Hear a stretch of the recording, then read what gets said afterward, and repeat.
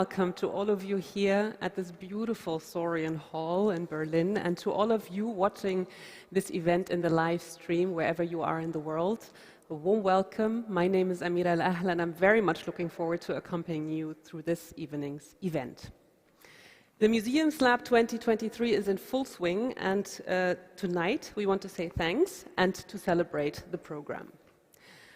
For this year, the MuseumsLab counts 52 museum professionals for the fellowship from 19 different African countries and 12 different European countries who will start their respective residencies in Africa and Europe next week.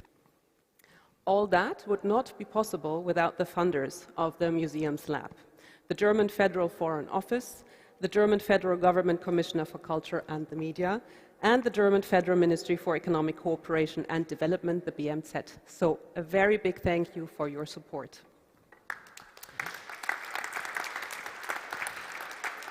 And just a small side note, the State Minister, Katja Keul, will also join us in a little bit, but she's still caught up in Parliament in important budget votes, so she will hurry here as soon as she can. More than 40 people from 8 different institutions are involved in the planning and the implementation of the MuseumsLab 2023. And of course, the MuseumsLab would not be possible if it wasn't for all these wonderful people working on the project and the project partners and the close cooperation this year with the National Museums of Kenya, the Museum für Naturkunde Berlin, the Leibniz Institute for Evolution and Biodiversity Science, where we are guests tonight, the University of Nairobi, the Master's Program in Museum Management and Communication at the University of Applied Sciences in Berlin, the HTW, the German Academic Exchange Services in Berlin and Nairobi, the DAAD, the South African Heritage Resources Agency, SAHRA, and the Goethe Institute, Nairobi. So a very big thank you for all your efforts.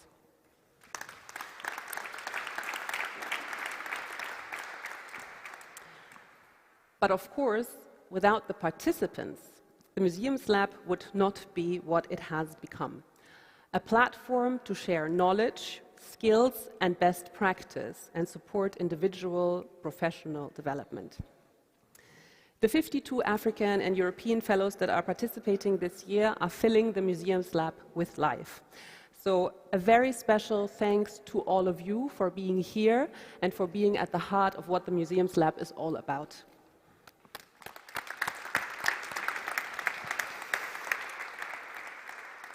Now let me give you a very brief overview of what awaits you this evening. After the welcoming words, we will go into a panel discussion with 5 fellows about museums of the future, embracing diversity and sustainability, which will be followed by a Q&A with all of you. And of course, there will be plenty of time to mingle and to get in touch at a reception later on here at the Saurian Hall. For the welcoming words, it is my great pleasure to introduce to you now Professor Johannes Vogel. He is the Director General of the Museum für Naturkunde Berlin. The stage is yours.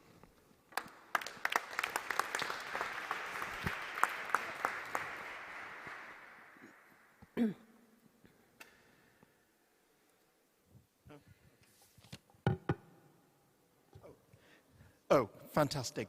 Well, thank you very, very much for all of you being here tonight.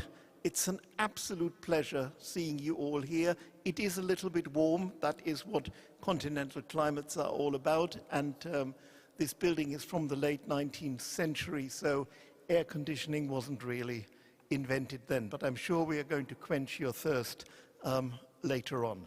It is an absolute great pleasure to welcome so many distinguished guests here tonight. First and foremost, our State Minister for Culture, Claudia Roth. State Minister Katja Keul will join us in a few minutes. Our fantastic guests from the South African Heritage Resource Agency, Lungisa Malgas, Luyanda Mfala, and of course, Wycliffe, Oloo, Omondi from the National Museum in Kenya, who is the partner country this year. Last year it was South Africa, this year it's Kenya, and we are all very, very much looking forward learning from you at your places. But we also have to thank especially Andreas Görgen, where is he? There he is, who a few years ago came up with this wonderful idea of the Museum Lab and who got a fantastic coalition together to make it all happen, a coalition that is still growing. Ralf Beste from the RR is here as well. Dear partner organizations, especially the DAAD, the HTW and others, dear partner museums, dear alumni and especially dear fellows.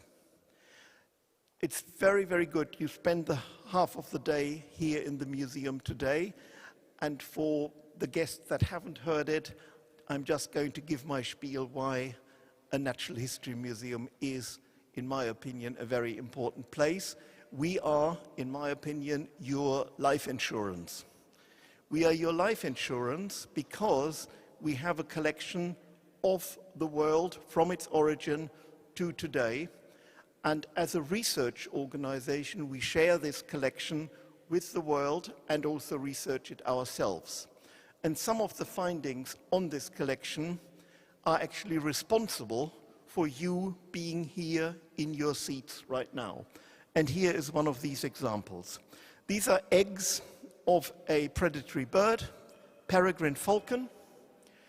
And in the 1950s, already starting in the 1940s, ornithologists, these are people who study birds and copiously employed here at this very institution, started to notice that the eggs became too fragile for the mother birds or father birds to sit on them.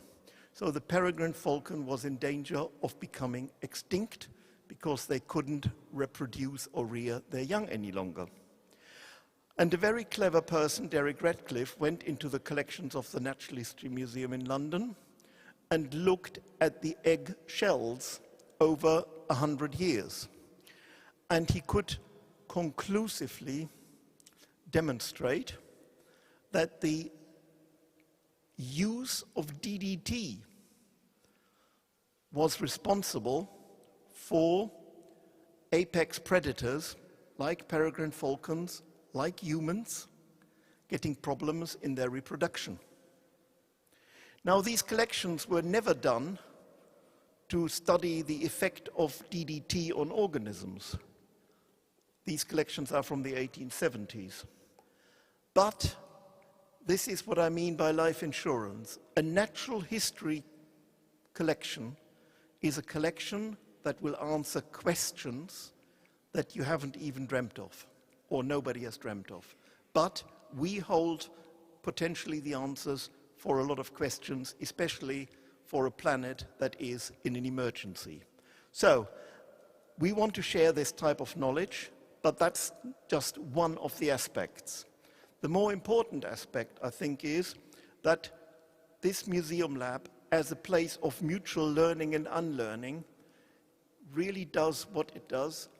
It helps people to understand different people's perspectives and comes in a fertile argument to mutual learning and unlearning of imaginations.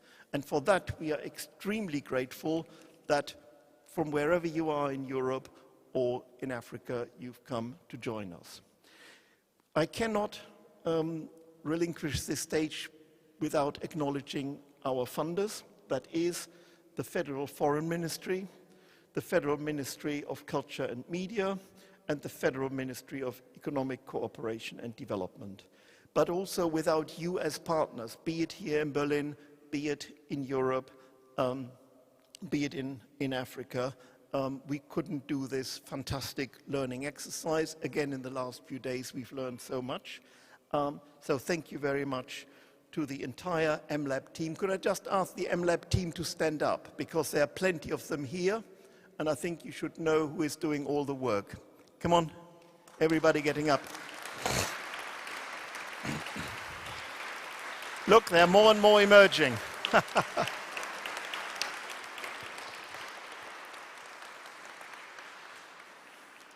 Our friends and partners from the National Museum in Kenya, University of Nairobi, South African Heritage Resource Agency, Goethe Institute, Nairobi, HTW, DAAD, and of course my friends and colleagues here from the museum.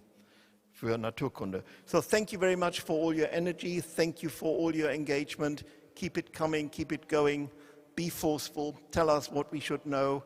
You might get some feedback. Thank you very much. Enjoy the evening.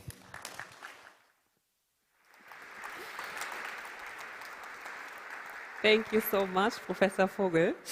And I'm very happy to introduce to you now our next speaker, the Federal Government Commissioner for Culture and the Media of Germany, Claudia Roth. A very warm welcome to you. The stage is yours.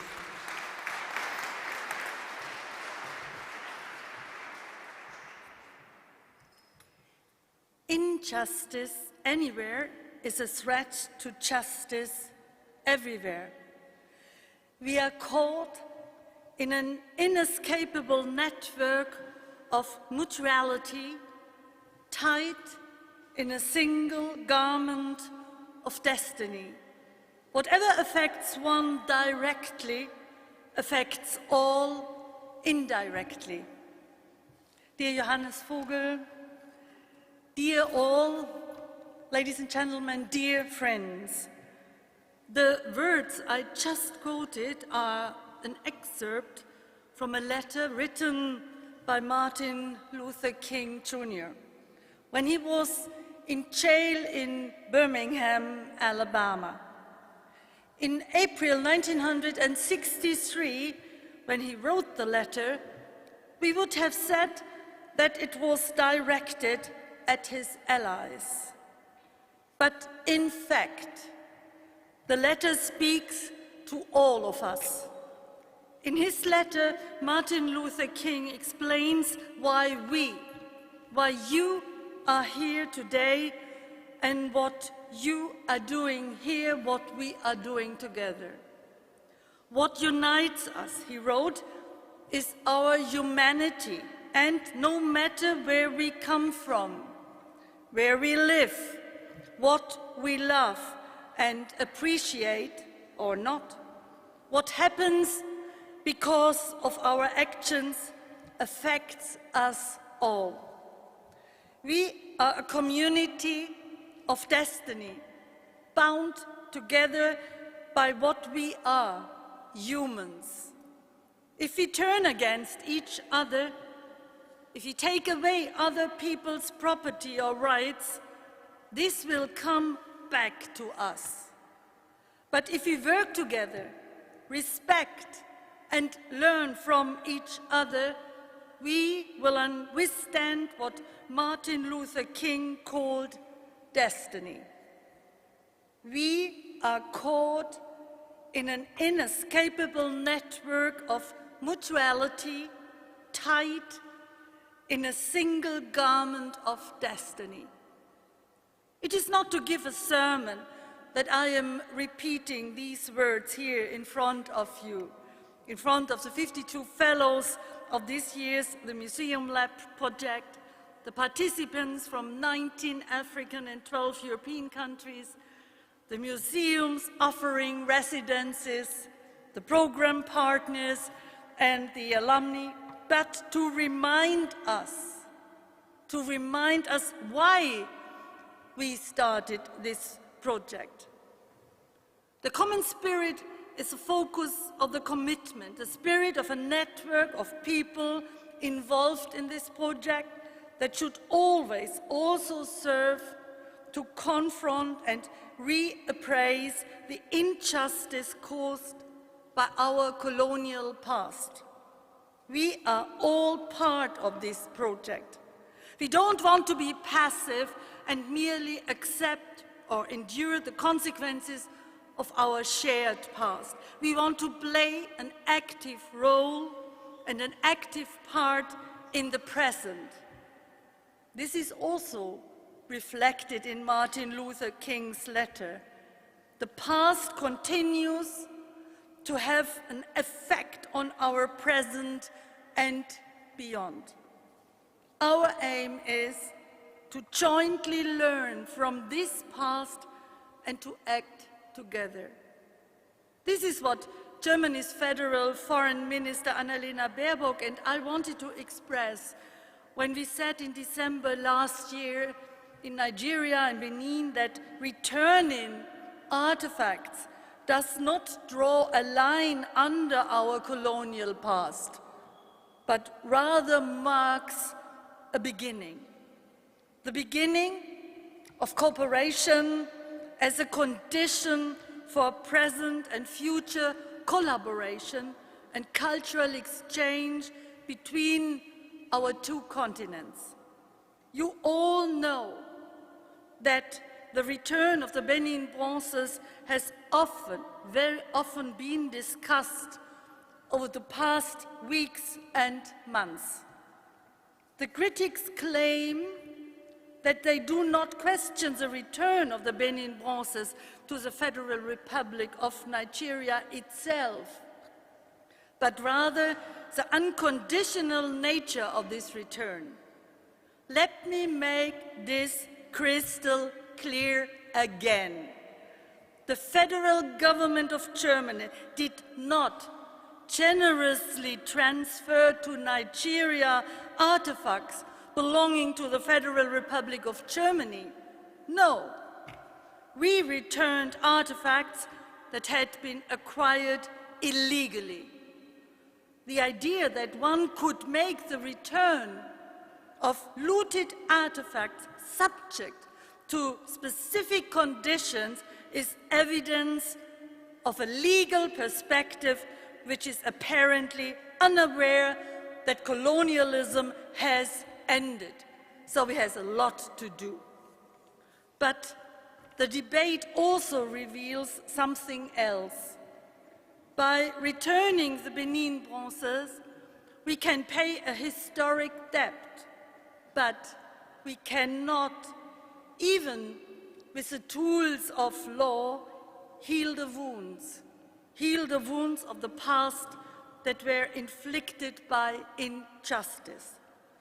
What we can do is reflected in this project, and that is why I am so delighted to be here today at the Museum für Naturkunde Berlin, our partner museum, to launch the second module of the 2023 Museum Lab with you, the fellows, project partners, and participating museums. Our cooperation will continue, and it is not only my friend and colleague Katja Keul, she will join us, the Federal Foreign Office, and me as the Federal State Minister for Culture and Media, who can be pleased about this success. We all can be pleased. You can too.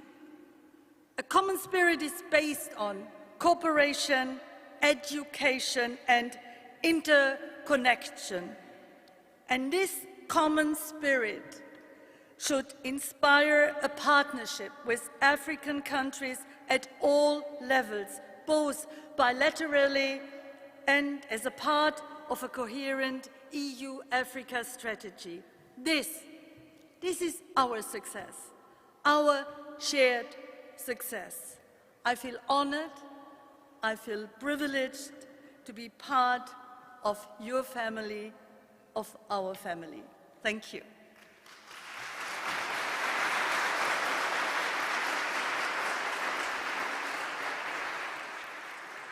Thank you so much for your welcoming words, Ms. Roth. And now we will hear the welcoming words from Advocate Lungisa Malgas. She's the Chief Executive Officer of the South African Heritage Resources Agency, and we are very pleased that you are with us tonight. Please give her a very warm welcome.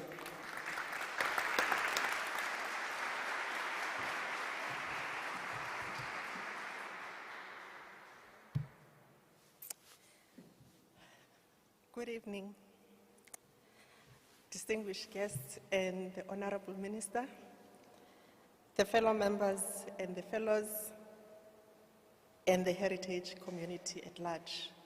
In South Africa, we say, because we want to acknowledge everyone, all protocol observed.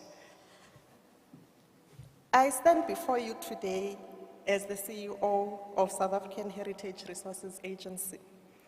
And it is truly an honor to address you at this year's Museum Lab public event.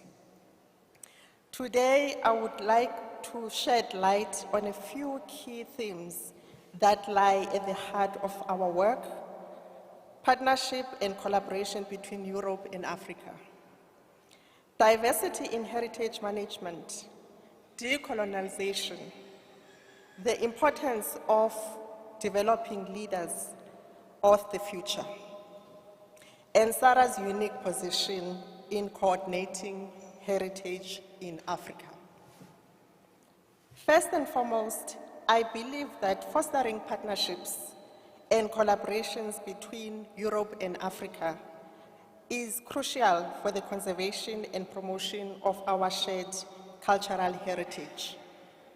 Both continents boast a rich and unique history, and it is by joining hands that we can fully understand and appreciate the depth of our collective heritage. By pooling our resources, knowledge, and expertise, we can undertake collaborative projects that transcend borders, ensuring that our heritage is safeguarded for future generations. Furthermore, diversity in heritage management is a principle that we must uphold. Our cultural landscapes are not the same, but rather a unique blend of various traditions, languages, and customs. Recognizing and celebrating this diversity is not only a moral obligation, but also a powerful tool for fostering social cohesion and inclusivity. We must ensure that heritage institutions reflect the multifaceted nature of our societies, promoting narratives that embrace different perspectives and engage with marginalized communities. In our pursuit of diversity, we cannot overlook the pressing need for decolonization in heritage management. The legacy of colonialism has left an unavoidable mark on our cultural landscapes, with many artifacts, stories, and practices held in institutions far away from their places of origin. We must actively work towards justice for these resources and the reshaping of our narratives to include the voices and perspectives that have long been silenced. Decolonizing heritage management requires of critical reflection, collaboration, and a commitment to addressing historical injustices. As we move forward, it is essential that we invest in developing the leaders of the future.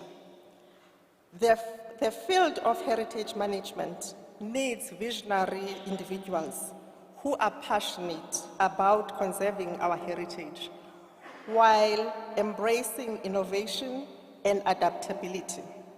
We must empower young professionals, providing them with necessary skills, mentorship, and opportunities to lead.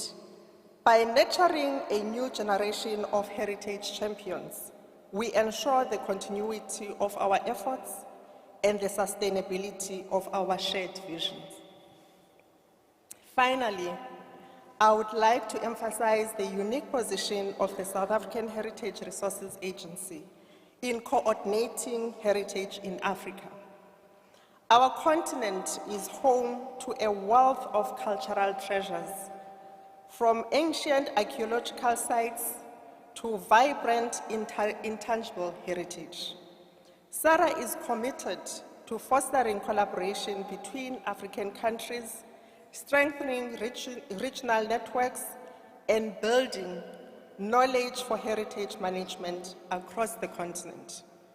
Through our collective efforts, we can amplify the voices of African heritage custodians, promote uniquely African dialogue, and safeguard our shared heritage for the benefit of present and future generations.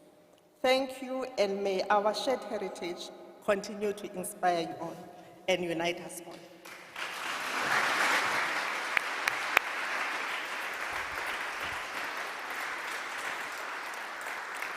Thank you so much, Lungisa Malgas. And it is now my great pleasure to give the stage to Katja Keul, the State Minister at the German Federal Foreign Office, who has just arrived. I hope it's okay that you go on stage right away. A very warm welcome to you.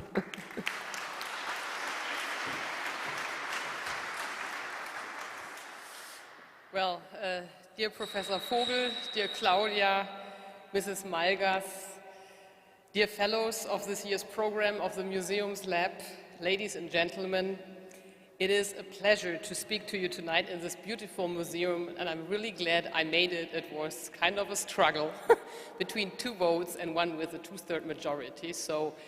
But finally I'm here. I'm really glad to be with you now.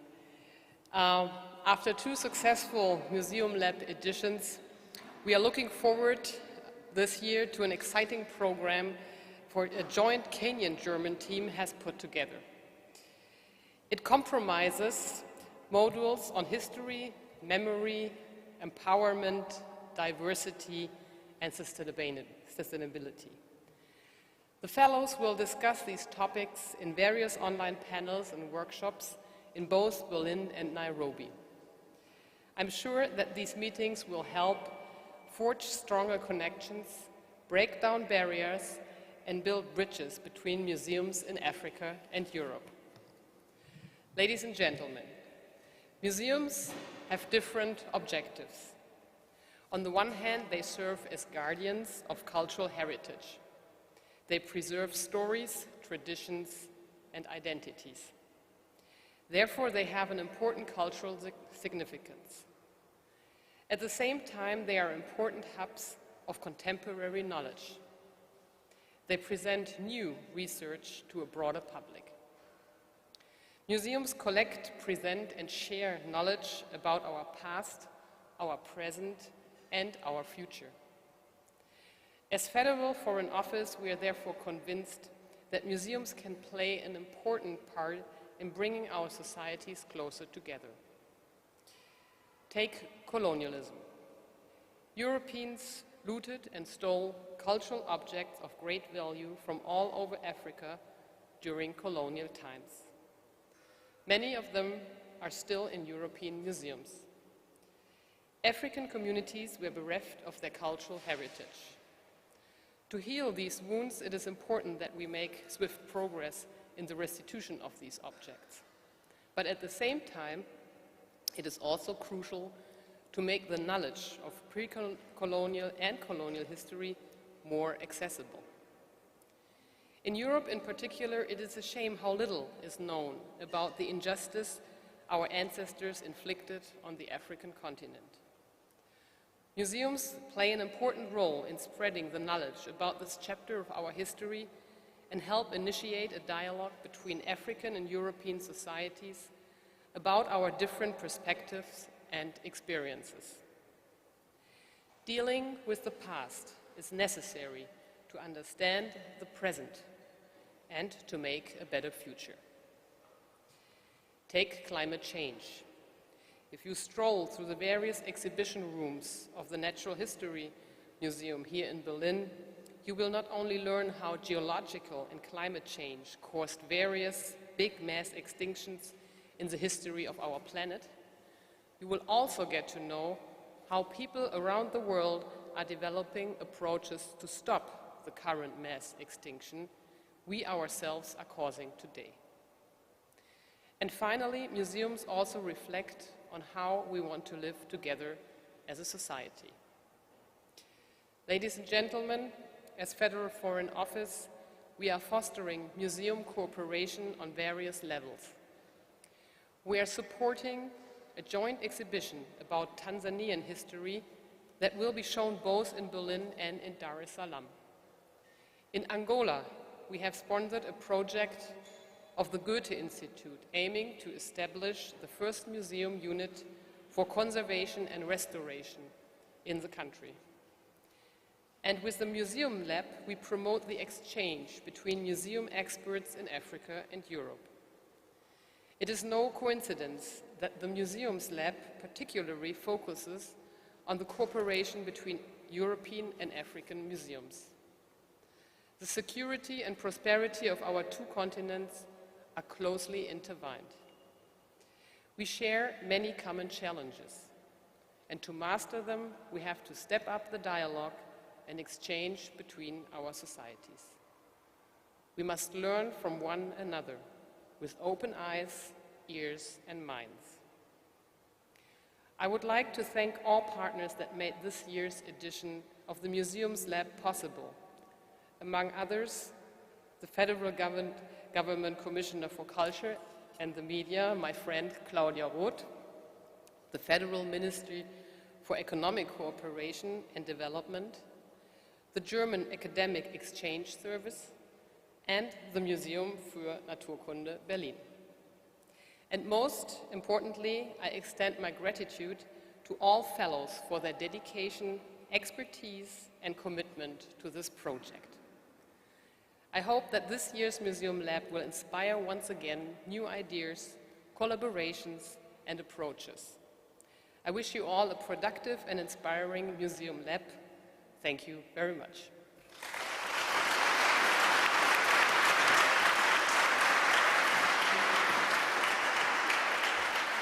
Thank you so much, State Minister Keul.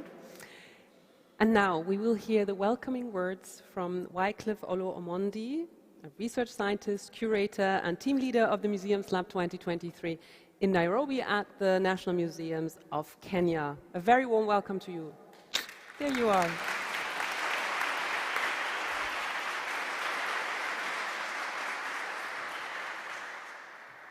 Thank you so much. Representing our Cabinet Secretary, Fenina Malonza, who she was supposed to join us today, but unfortunately, she's not able to join us because of they had to debate the budget today, and that's why she's not with us today. Otherwise, Claudia, the State Minister for Culture and Media, Katja, the State Minister for Federal Foreign Office, Johannes, Vogel, the Director General of National History Museum, Lungisa, Malgas, the Chief Executive of the South African Heritage Resource Agency, all protocol observed, fellows. I know without you, we will not be in this room. I say welcome so much for this evening program. And what we know is that we are through with the Module 1. We are almost going through with Module 2. And this has been very successful. And that Kenya is so pleased to welcome you for Module 3. My CS, when I spoke to her, she had more questions than answers. And she wanted to find out whether we are doing what we're supposed to do. And she wanted to know whether we are going beyond the point of only glorifying institutions, whether we are learning from each other, whether we have something to take back home from each other, not just talking and discussing. She also pointed out that will this networking be long-lasting, or we just discuss things here and then we board the various planes and we go back home. She also wanted to know whether we will be better than what we were when we came to Germany. These are some of the questions she threw to the fellows, and she expects answers from that. This is just a question to all the fellows. Are we doing something, or are we just being passengers in this exercise? Are we learning from each other? Are we engaging each other? Are we educating each other, because this is what is important, and this is the basis of this museum lab. What do you expect in the future, in 10 years from now, in 50 years from now, for those who will still be alive? These are some of the questions my director, my cabinet secretary wants to know. And in relation to this, she is very much pleased with this cooperation between the Kenyan government and the German government. And this is one of the unique collaboration whereby we have program members from the Kenyan team working closely with the German team to develop a program that address issues that are important and close to the hearts of people in the museum sector. Issues to do with restitutions, issues to do with problematic collections, problems of colonialism, and heritage in general. And she is most importantly pointed out that in Kenya, when the team comes to Kenya, that it's not going to be,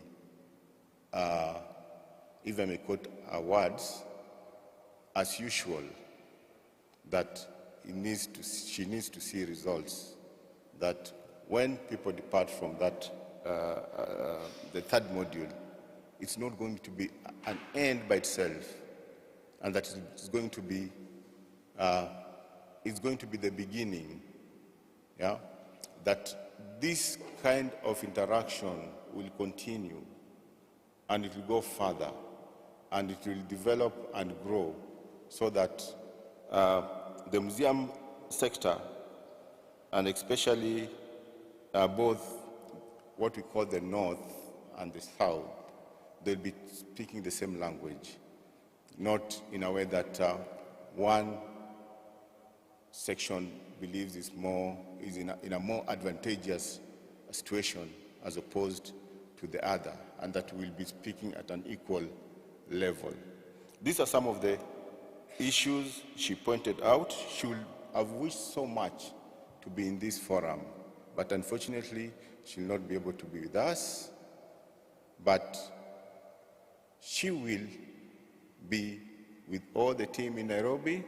She'll be there to welcome the team, and she says that in each and every step, she'll try her level best to be with the fellows, because she's also an anthropologist by training, by profession, and she understands these aspects. Otherwise, I think this is not a forum to give my sentiments. I'm just giving the sentiment from my CS, and I can't give my sentiment after projecting what my CS has commented. I will only wish to say welcome to Kenya when you start Module 3, and we've taken notes of all the sentiments that have been raised by the fellows so that we improve it, we make it better. Some of the challenges that we faced while we were in Germany here, we are going to make it and address some of these challenges. My friend says that we are going to revenge. To me, I think we're going to revenge positively, not negatively. And I'm sure you're going to enjoy it and learn from each other while you'll be in Kenya. Otherwise, thank you so much. Thank you, fellows of 2003. Asanteni sana.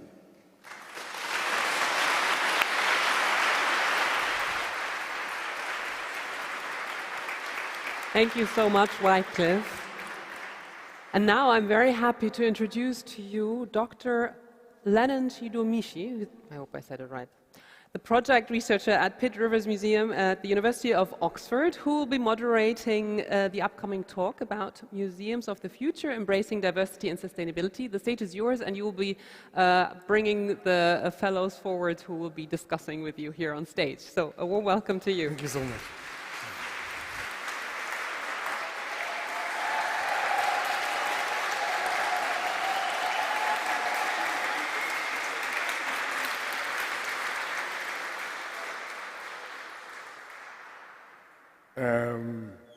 Thank you so much, Amira. I'd like to invite the fellows who are going to accompany us in this conversation to come up front. As they come up front, I just wanted to remark on the fact that we are at this moment in what is regarded by many as a precipitous moment, where the world is going through substantive socio-political and economic shifts. And museums as institutions and cultural spaces have a role to play in responding to these specific challenges and cultural shifts. So we're trying to think about museums of the future, of multiple futures, where museums are not constituted by material that comes from histories of violence and extraction, but institutions that are built on equitable and collaborative forms of exchange, and institutions that cater to a planet that recognizes that it is in danger if it doesn't change the way we live, relate, consume, the way we even understand what constitutes culture. So this moment, at least for us as fellows, is an opportunity to have a conversation around what we think and imagine museums of the future might be, as institutions that embrace diversity and have sustainability not as an option, but embedded within them. So without any further words from me, I'd like to give the opportunity to the fellows who are here with me to introduce themselves.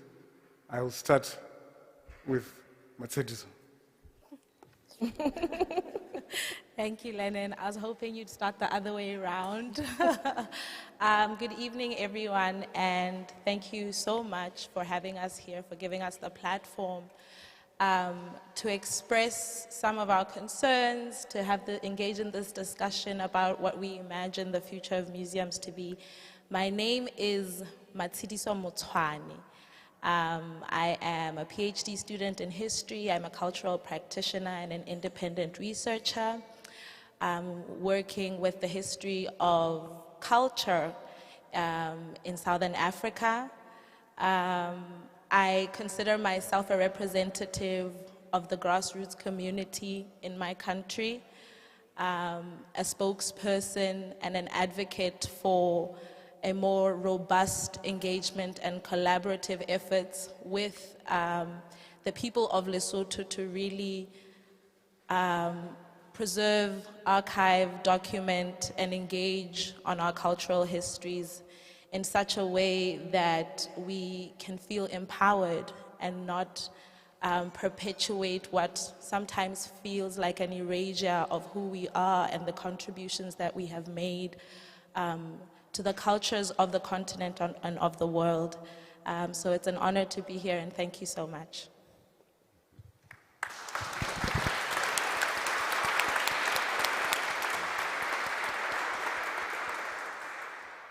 Okay, thank you.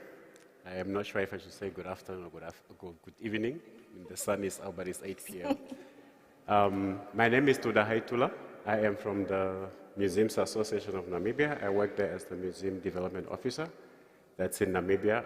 Most of our work is centered around museum development on the regional level, as well as exhibition development, and also just filling the gap that exists within the school curriculum and just getting the information out there. And yeah, I'm happy to engage with the fellows today and partake in the panel. Thank you.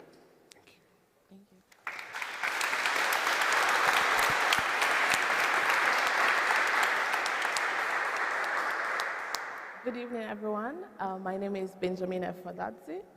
I'm a PhD student and a museum consultant. My research is at the University of East Anglia in Norwich, in the southeast of England. I am born in Ghana, raised in Italy, educated in the UK, which affords me a multitude of experiences that I'm able to bring to the museum sector. And having worked in a few museums in the UK, it's really interesting to be here at this fellowship and to confront myself with my colleagues and to see how we can work together to create a more sustainable and robust sector as we work to preserve our heritage and our shared heritage. Thank you.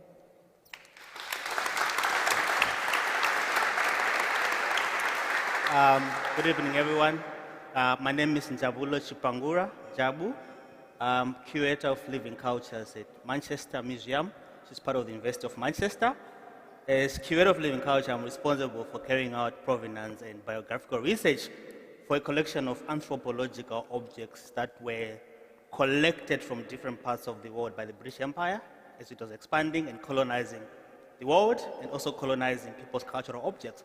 So my collection comprises of about 35,000 ethnographic objects from Africa, from Asia, from the Oceania, and from the Americas. So I'm delighted to be here and to share with you all my reflections on what the Museum of the Future should be in view of diversity and sustainability.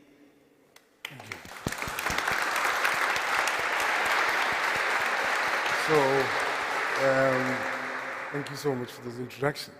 I will just quickly start with you, Jabu, as you just finished. So as we try to work through what museums that don't imprison the cultural material of other peoples and towards the liberation of these objects, what are we imagining as museums of the future? I think I'll speak from the Manchester Museum perspective, and then we'll go outwards. So, ethnographic museums were formed at a particular moment in history, and Manchester Museum has colonial collections that were appropriated from different parts of the world. It's an encyclopedic museum. So in a sense, objects were appropriated from different communities, but they were not appropriated with their contextual information. Museums were formed for scientific purposes. What we hold are ethnographic objects that don't carry any significant biographies of where they were obtained from. So they were imprisoning objects. From an African perspective, for example, objects are not just objects because they look aesthetically beautiful. They represent living cultures. So my position at Manchester Museum is curator of living cultures. For me, it's a movement away from thinking about anthropological objects as things. They're not just objects as we see them in museums, right? But they're living cultures because they represent living cultural practices of living people. So I think to imprison a museum is to imagine what a museum should be in the context of care, inclusion, and imagination. What do I mean by that? What I'm holding at Manchester Museum are not our objects as curators. I'm just a custodian of people's living heritage.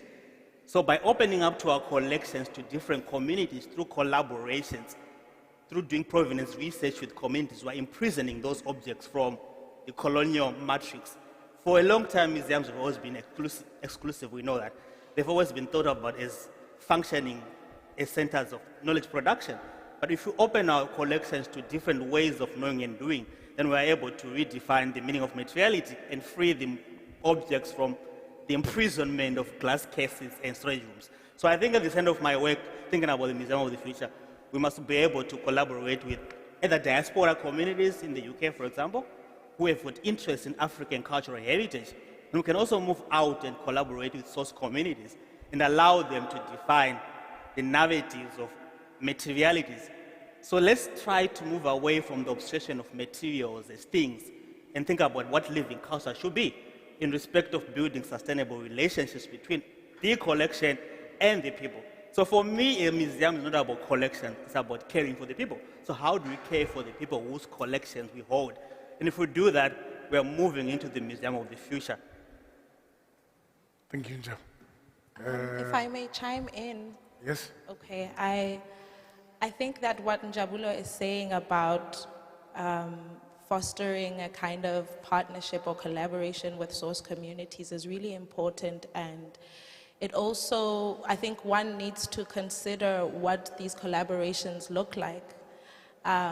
Throughout this week and, during Module 1, we've spoken extensively about, this kind of European and African exchange. But I think one's positionality is also something to think about in the context of, fostering these collaborations, that we do not kind of function from a place of, we know what you need, we know what that care looks like. And it's important then to not only kind of impose best practices on communities, but to really position oneself in such a way that you experience the culture, you understand the nuances of the lived experiences of these communities, and only then can you determine what that care looks like. So I wanted to chime in there because there is a tendency amongst academics and disciplined practitioners to impose what care of culture looks like. And I can speak for myself.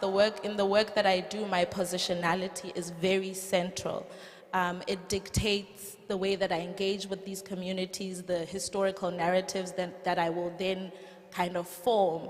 So I wanted to chime in on that and kind of, provoke this idea of care, and to be careful not to just impose what we think care is, under these walls that we work in, or these disciplines and the conventions of said disciplines.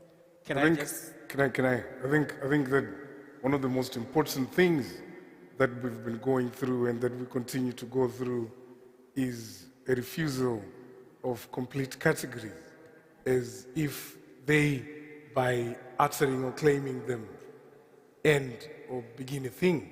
They are gestures, and they are signs, they are signposting possibility.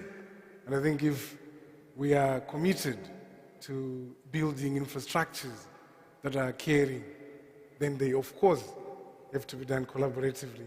And what collaboration means is to be a participatory and inclusive process. Just one small provocation. I think we need to think about how we can make the museum disobedient in terms of trying to undiscipline the museum, because for so long a time we're so obsessed with these categories of disciplines. And curators are experts of knowledge production, but there are different ways of knowing and doing. So a museum of the future should embrace different ways of knowing and doing that comes from indigenous communities, indigenous curatorship, because from where these objects, these living cultures were appropriated from, they're not just objects, they're living. If you go to Africa today, you still find similar objects that we have at Manchester Museum. So it tells you a story of cultural continuities, which museums must embrace for them to go into the future. Let's bring those communities into the museum and co-produce and co-curate exhibitions and new narratives around meaning of materiality. That's one point. Thank you so much. So in thinking about this sort of claims and categories, diversity, sustainability, what does this actually mean in practice for the Museum of the Future for you, Benjamin? I was scribbling stuff as you were talking. And you speak about caring for the people whose collections or whose material culture the museum holds. And I agree, but I want us to look at other people also within the space of the museum. So I come to this question of futures and sustainability from the point of view of museum workers. And, I believe that the museum is as good as the people that actually are there caring for the collection. And so, museums, like academic spaces, are notorious for being precarious job workplaces. And part of that precarity, I think, is also the ways in which we create knowledge.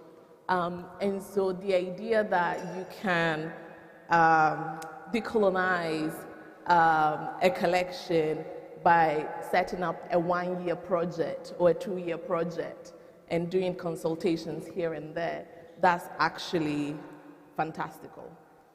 And, I've been part of these setup. I think if we want to talk about how we are going to create a sustainable museum or a sustainable preservation space and heritage sector, we actually also have to look at the people that make this work possible.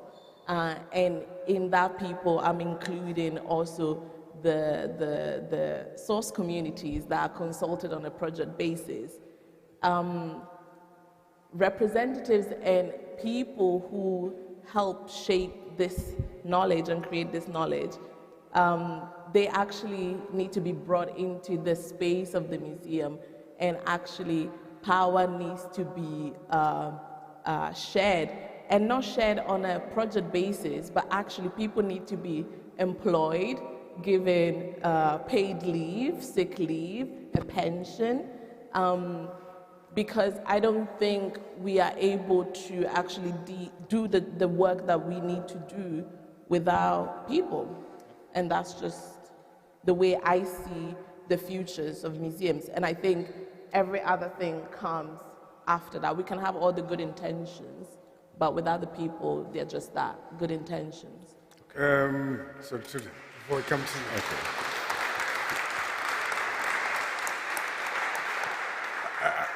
I just thought it would be useful, as you mentioned, workers in museums and sustainability, that we must also bear in mind the forms of labor that people in communities who are being engaged in these collaborative processes by museums are engaging in, and what this labor actually means. And if it ceases to be extractive because we're giving permanent jobs, pensions, and leave to people in the museum, but we are continuing to extract from these communities. I also just wanted to provoke here that, are we imagining museums of the future as carceral institutions, as infrastructures that remain within particular walls, or are we in a space where we can have a much more expansive imagination of what might constitute a museum in the future? Something that maybe floats. Yes. Okay, thank you. I think before I respond to the provocation, I just want to take us back a little bit. I think when it comes to the museum space and everything that we do, museums are different depending on the context that we have and all the differences. I think we need to go back and look at the definition of what a museum is. There's a general definition by ICOM, but I think a Namibian museum and a Zimbabwean museum have core functions which won't be the same. And I think in our context, it's all about serving the communities that we do our research on and the purpose of what we want to do. And I think once that has been highlighted, only then can we cover other aspects of sustainability and education and all of that. If we have this generic definition of what a museum is and what we want to do, only then can we achieve our goals. Yeah. I don't think I agree. Okay. I don't think that, when you think about the African context and our indigenous modes of preservation, of documentation, it would be very arduous and, dare I say, impossible to reach a generic definition of what an ideal museum should be. We are talking here, like Njabu has said, about living cultures, about ritual, about community, about oral traditions. And creating a generic definition, to me, will eventually limit the ways in which these cultures continue to evolve. I think rather we need to think about the museum not as a place, but think about museuming as a word, as a practice outside of the institution. We think so much and so intricately about how to make these living cultures fit into the institution, but there's still that kind of need to institutionalize. And my question then is why? These institutions don't work, right? And we can come up with as many variations of the institution as we would like, but I feel like we would still meet the same challenges, a few years from this kind of general decolonial definition of a museum. Can I just let me respond first. Definition, just one word about the definition. Can we have Tuda respond to this? Okay. Then we'll come to you, Njabula. Yep. Good. I think it's the way I put it. To begin with, museums, they are not African.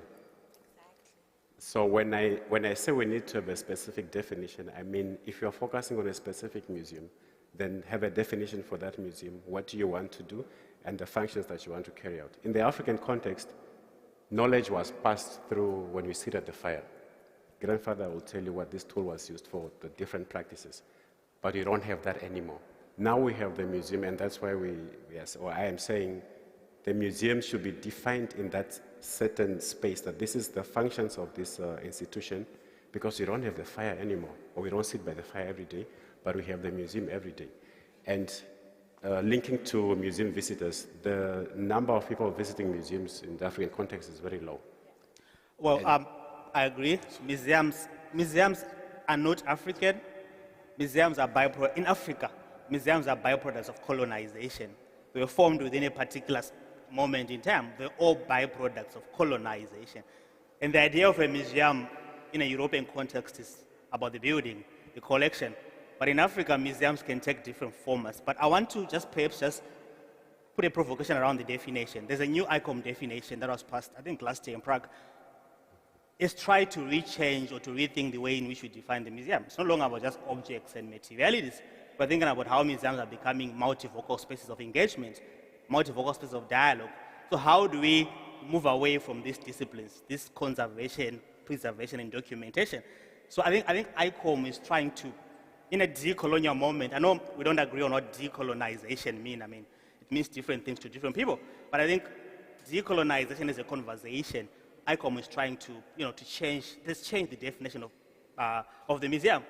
So I suppose there is some headway in terms of thinking about what a museum for the people would look like. Because museums are not for objects only. They're supposed to connect with living people, living cultures. And one last point before I pause. I think the other point that I want to raise is about museums of the future are supposed to be accountable for what they hold. I'm talking about curatorship. I'm a curator of anthropology. In as much as we keep these anthropological objects for ourselves as curators, we need to disclose and to be accountable to communities, because communities will never know that I hold 35,000 objects from Africa. So I need to be outgoing and allow communities to know what we hold, and perhaps initiate conversation around unconditional repatriations. What does it mean to be proactive in disclosing what we hold to communities? So Museum of the Future must be very accountable, they must be transparent, and be proactive to lead to unconditional claims of repatriations. Thank you, Njam. I did not mean to cut you. I thought you would finish. I will come back to you in a moment.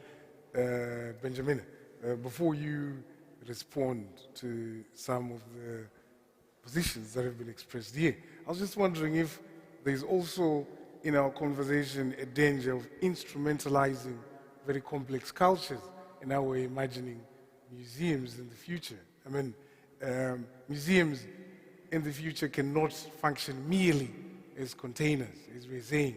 And we're talking here about very complex cultures which are constantly evolving. So museums can be sites of possibility rather than containers that hold in place a specific idea of what constitutes culture. I'm just wondering. Anyway, yes. Yes, of course. And I think if the museum is a space for learning and for engaging with one another, and if they are placed in a specific site, there are possibilities to actually engage with the community on that site. I mean, we have been to several museums here this week, and some of the exhibition tools that are being used, I think they are fantastic in terms of offering people spaces of reflection and sort of teasing the like memory and recognizing spaces and histories that otherwise will disappear in our collective memory. So, you know, as you were talking, and I think you were also talking about the structures, and I do think there's usefulness in the structures. The challenge here is when those structures actually are in the way of people's dignity and people's access to knowledge.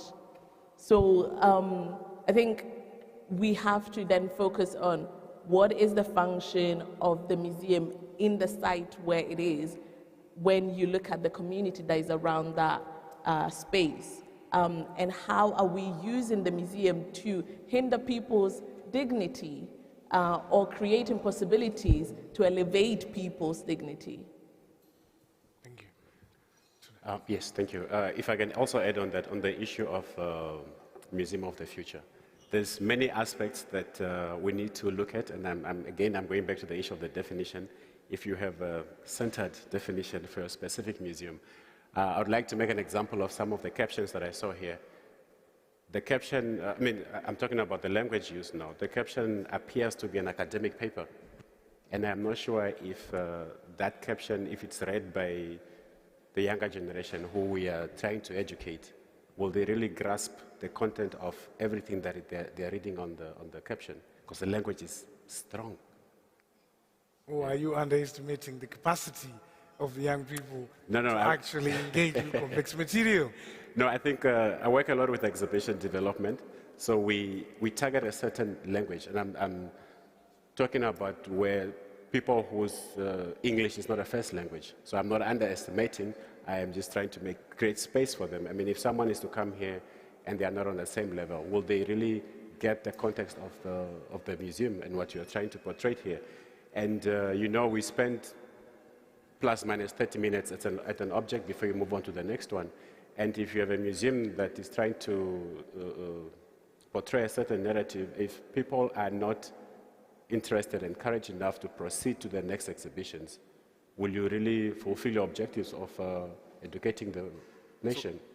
So the Museum of the Future, or the museums of these multiple futures for you, are accessible and inclusive museums, even on the basis of language? Basis of language, yes. Yep. Good. And not just English. Not just English. Yeah. Thank you.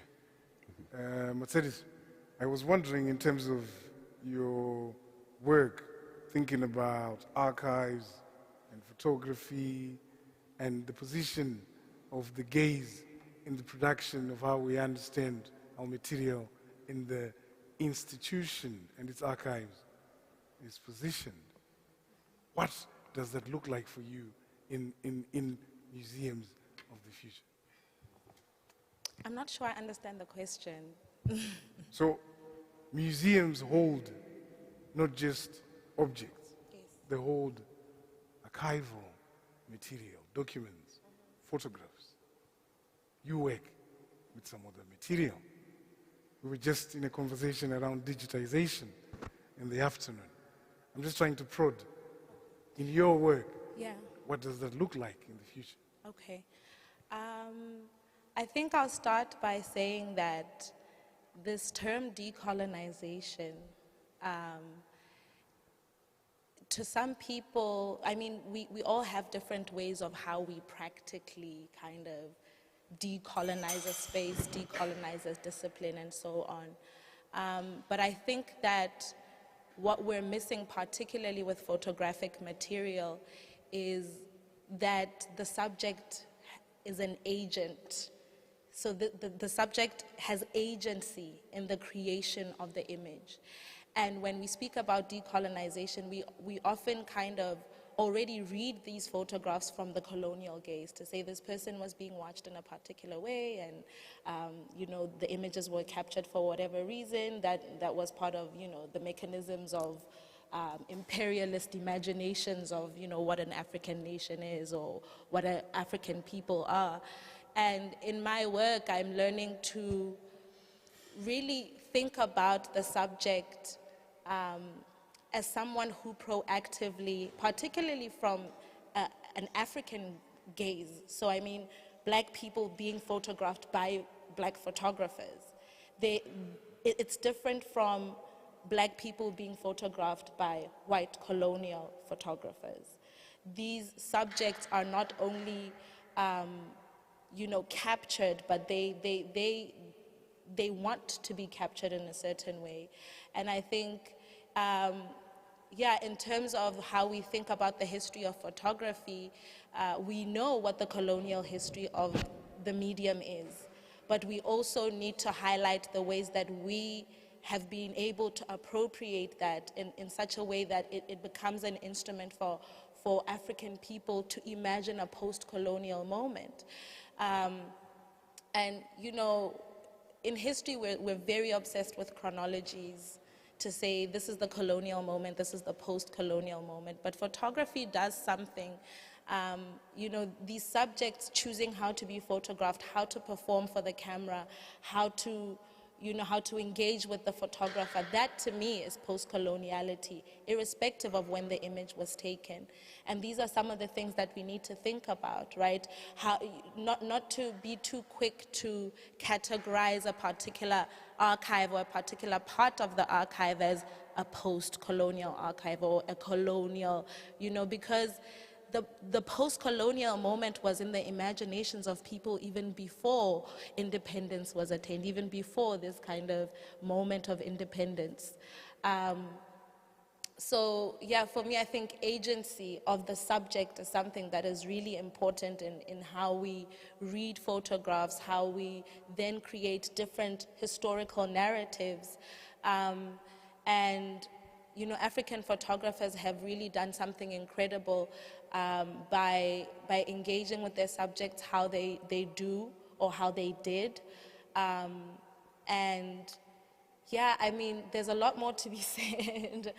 I was just trying to pick out a substantive instantiation of work that you do, that you imagine it in museums of the future. Well, in terms of missionary collections, for instance, in this contemporary moment where we're talking about European and African, counterparts exchanging, we're not trying to reproduce the missionary narrative.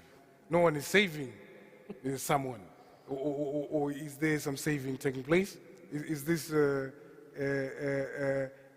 expedition in conversion into European museology? No, I was just wondering about your actual work in terms of missionary collections and how you imagine that sort of work in the future. Yeah, it's so interesting what you say, because sort of in the collective imagination, we think of colonialism as this sort of infinite period that goes from a date we cannot imagine to tomorrow, right? But actually, there was this really interesting timeline that my supervisor actually used in a presentation. And if you look at the contact between Europeans and Africans, which date back to the 15th century, actually colonialism is a very tiny piece of that. There is a whole history of encounter and engagement that was actually based on exchange, was based on agency negotiated by Africans. So you mentioned missionary collection, which is what I work on in my research. I work on missionary collections from southwestern Nigeria, from a city now, used to be a city-state of Abeokuta, which is the capital of Ogun State. And in this context, I look at the Anglican Church missionary societies. And when they entered the city in the 1840s, they were on their own. I think the maximum amount of missionaries that were at Abeokuta at one specific time were 11 missionaries. And they were at the mercy of the local chiefs. There was no British Empire to save them from whatever was going on in the city-state.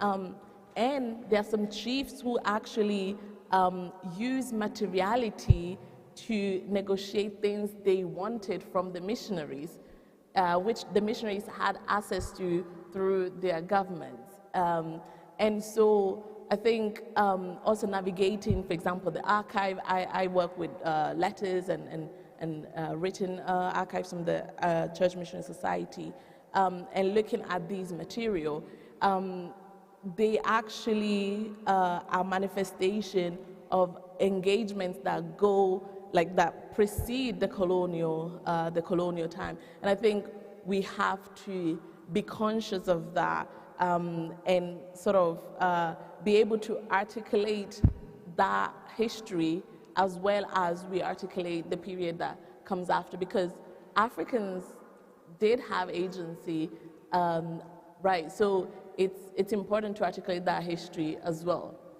And they still do. They still do. And just certainly. to add 2 words, I think it's also important for European museums and archives to be careful not to perpetuate this kind of ideal victimhood of the African in the colonial context. You know, there's this kind of idealization of, you know, victimhood, that it was, of course it was pervasive, and colonialism was a very kind of insidious process, especially in a country like Lesotho, where we were a protectorate and we don't necessarily have these grand moments of violence in the country's colonial history.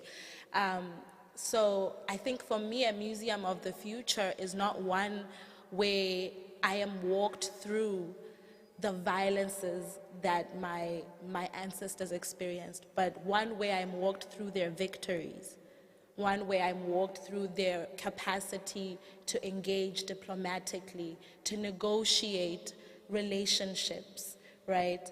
And of course it's complex, and because of this kind of insidious nature of like missionary colonialism, sometimes it's difficult to deduce whether in fact there was agency or whether, you know, people were, you know, but being here in the last week, I can say, and I think I speak for a lot of the other fellows, it has been exhausting to hear about our victimhood.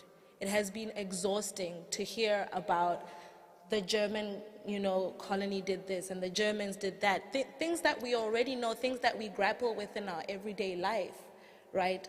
Where are the depictions of victory, right? And why is it that the grand historical narrative kind of doesn't really hone in on the nuances of these engagements? And there is, you know, the victor and the person who lost, or the you know, vanquished. Or the vanquished. Yes. Do you think, I mean, and this extends to all of us, that the conversation around restitution is an attempt to, in part, shift our experience then of the institution, where these elements that are temples to colonial violence are no longer in the museum?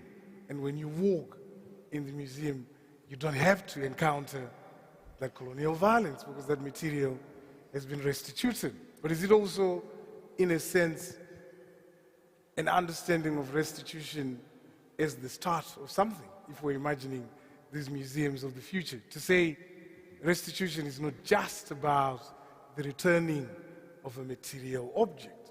And as we're having this conversation, restitution is about the forms of repair, the forms of relationality, the forms of exchange, and how we demand a different imagination of what might be a museology of the future. I mean, I keep coming back to this question of imagination because I think that, at least in the conversations we've been having so far, we recognize that the convention and the traditions of museology will inevitably shift.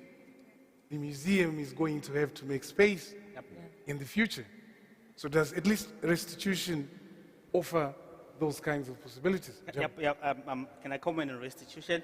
So in most cases, we coming from an European institution, we think that restitution is a form of loss.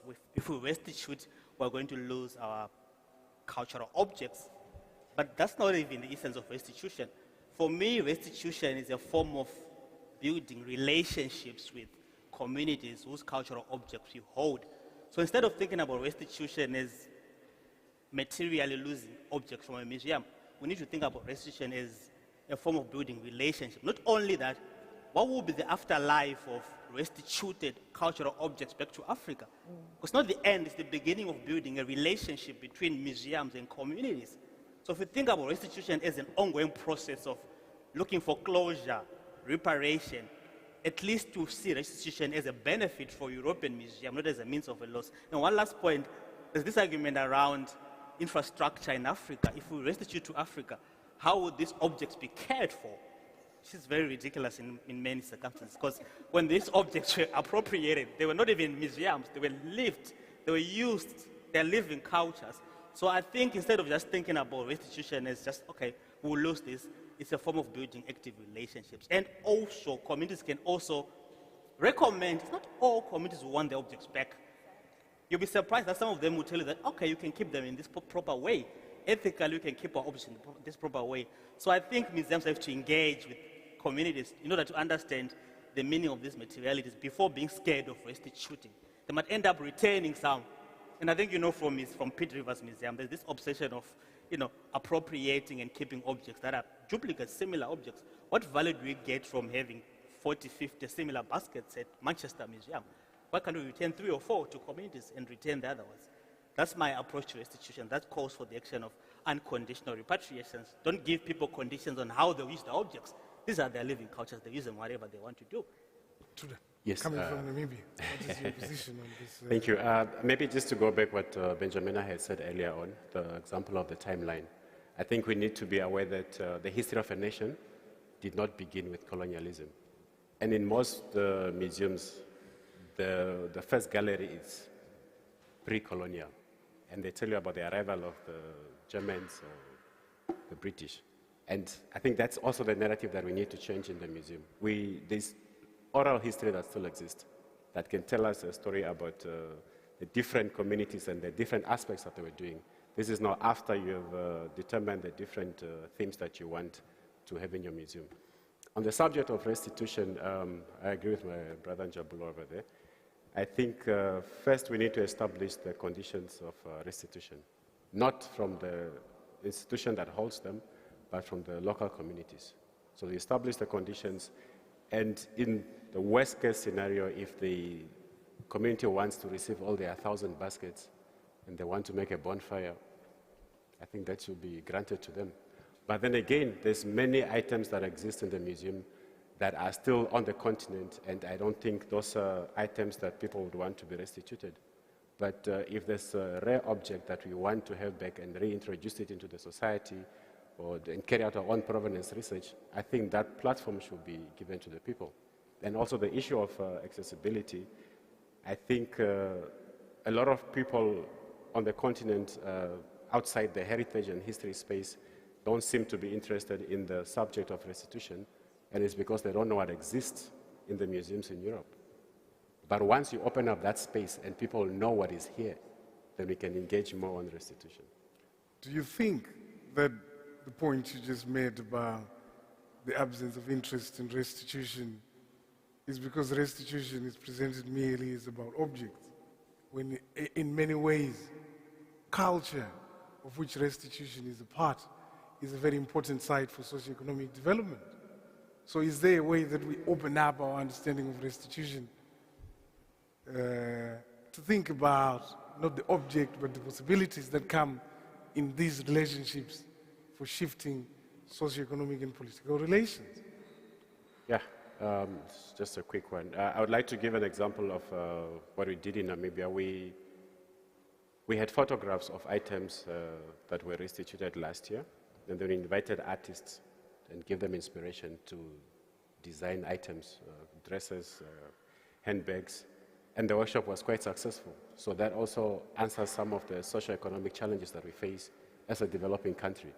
But that is just a small percentage of the population that benefited from this small percentage of restitution again. But if there's a wider community that is aware about these multiple possibilities, I think we can address a lot of socioeconomic challenges that we face.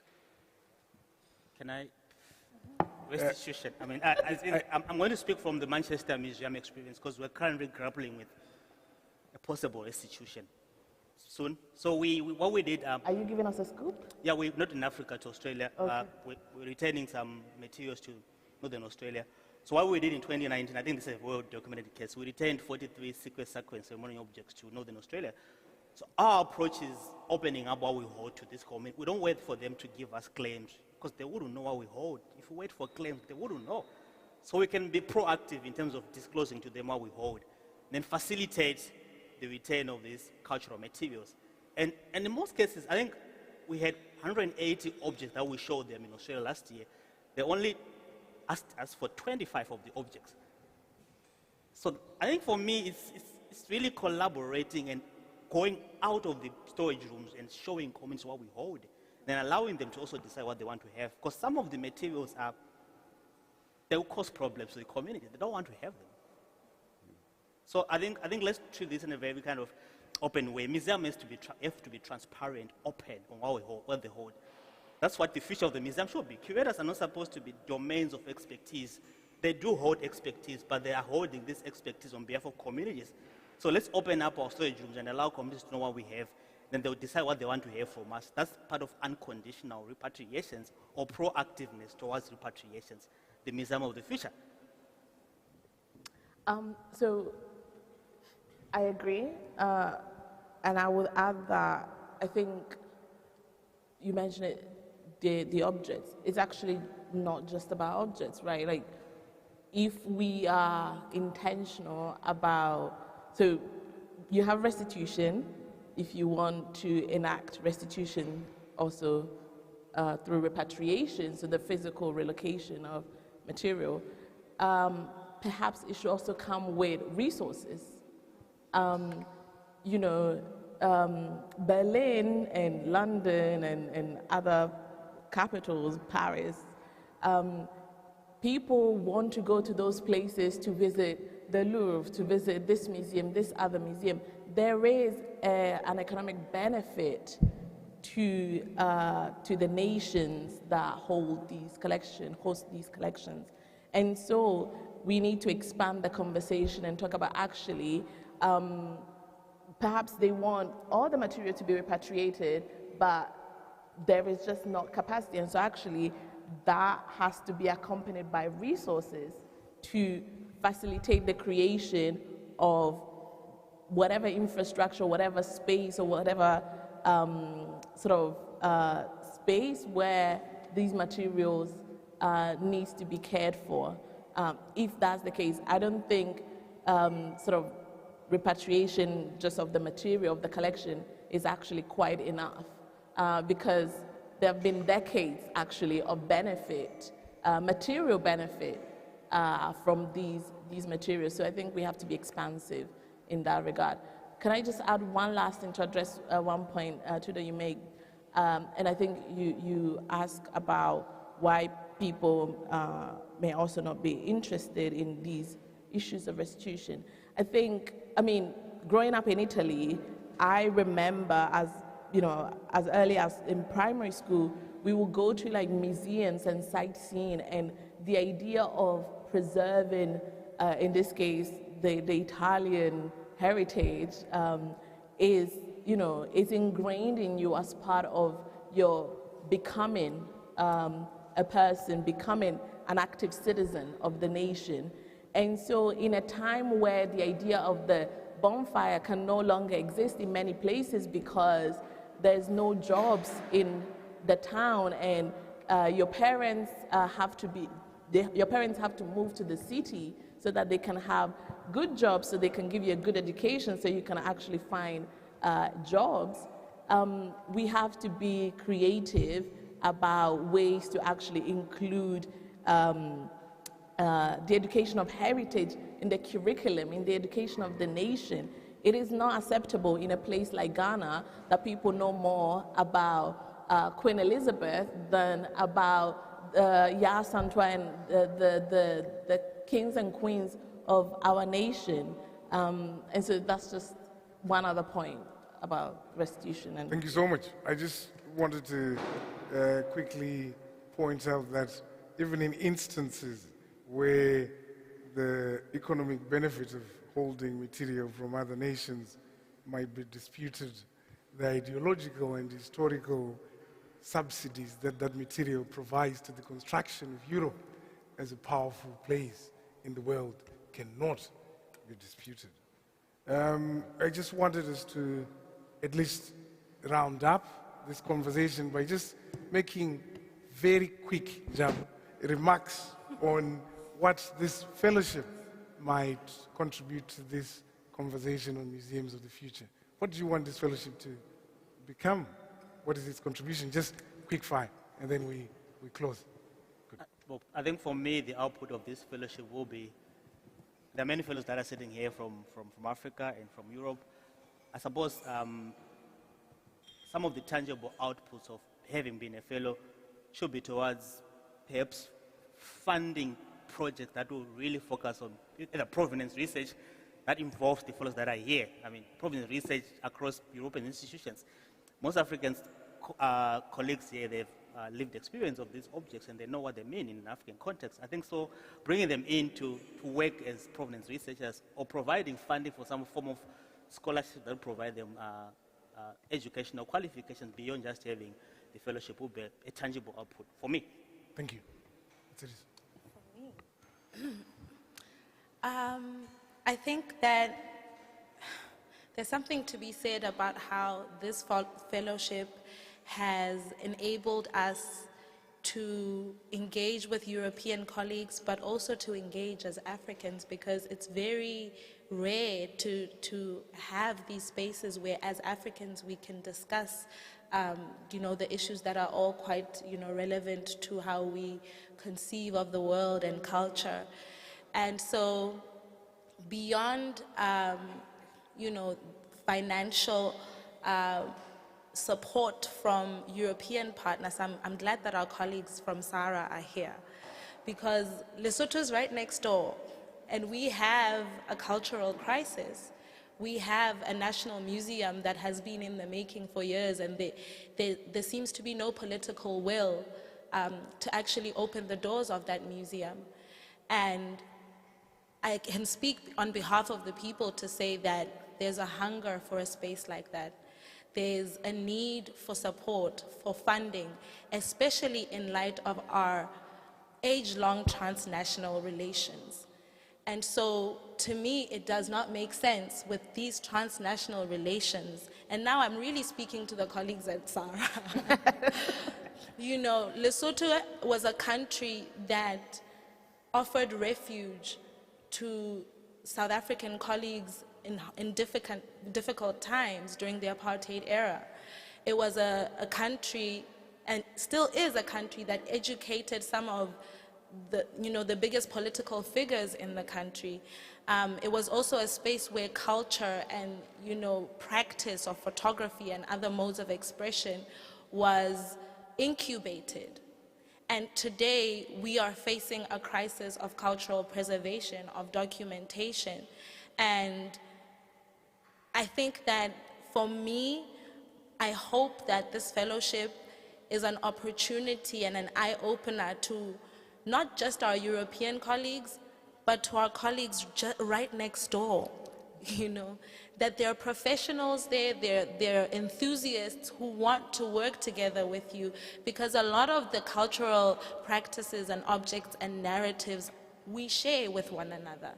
And it doesn't make sense to be working in silos, and to me, I don't think we should, I shouldn't even have to ask. Thank you so much. Yeah. Benjamin? Yeah, I agree with what you said about long-term collaborative work. That's all. Good. Thank you. Okay, I don't think there's a short answer to your question, but I agree with what the colleagues have said. I think from my concluding remarks will be, let's make museums matter. Thank you so much. I would like to take this opportunity to thank the fellows who accompanied us in this conversation, and to thank all of you for being patient and listening to us. Thank you.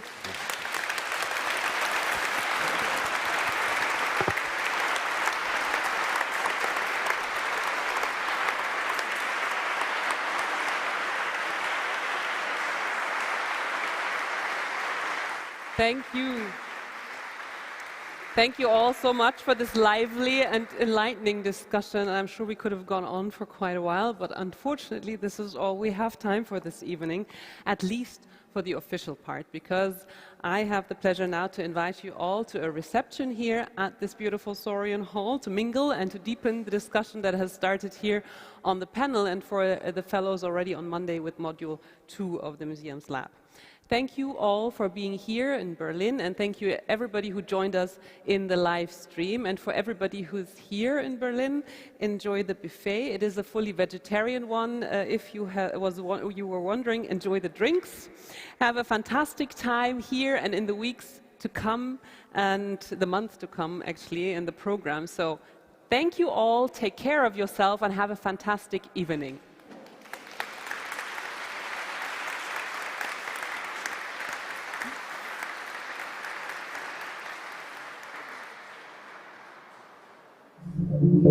Thank you.